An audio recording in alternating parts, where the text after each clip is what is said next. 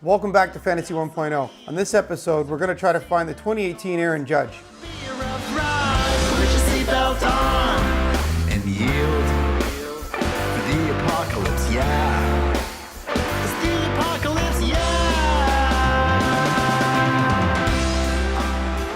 Okay, let's find this year's Aaron Judge. Finished 6th overall in player rankings last year, so he was a free first-round draft pick to whoever had him. I put together a list. I did a little bit of research. I put together a list of all the players who finished hitters who ranked within the top 100 that had an ADP of over 250. I started breaking it down by median ages, number of years of service, because I want to find these guys, especially if there's another Aaron Judge out there, and have them on my team this year. So this is what I came up with. So I'm just going to go through the list here. Again, the article is going to be available, the link below, the blog that I wrote about this. I'm just going to sum it up right here. So start with Matt Chapman. Matt Chapman is going to be the starting third baseman for the Oakland Athletics. He's going to be hitting the middle of what's going to be a pretty solid lineup.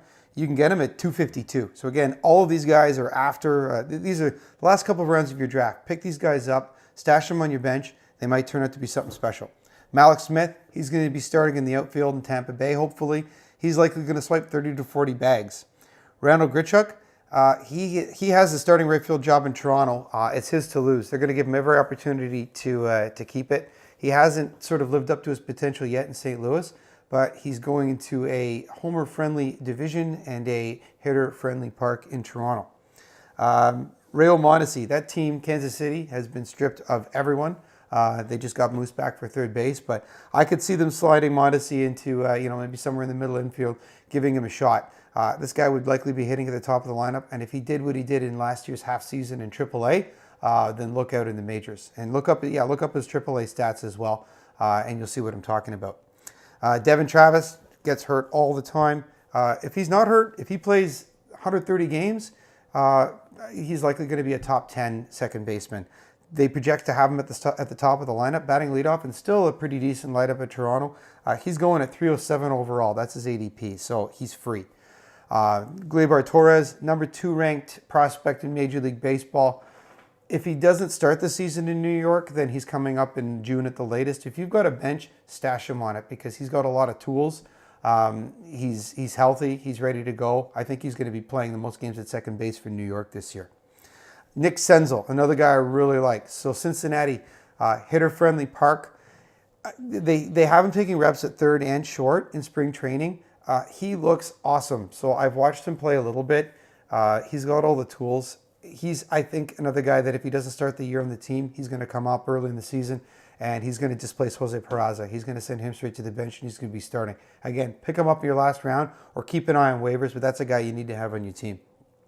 Dansby Swanson, a lot of people are going to be like, what are you talking about? He didn't do anything last year. Well, he's still the starting shortstop in Atlanta. He was a first overall draft pick a few years ago, and he's free. He's available at 314. So again, the end of your draft. Somebody just keep an eye on him, pick him up. Leading me to David Dahl. David Dahl, now I know that Cargo just got picked up again by the Rockies.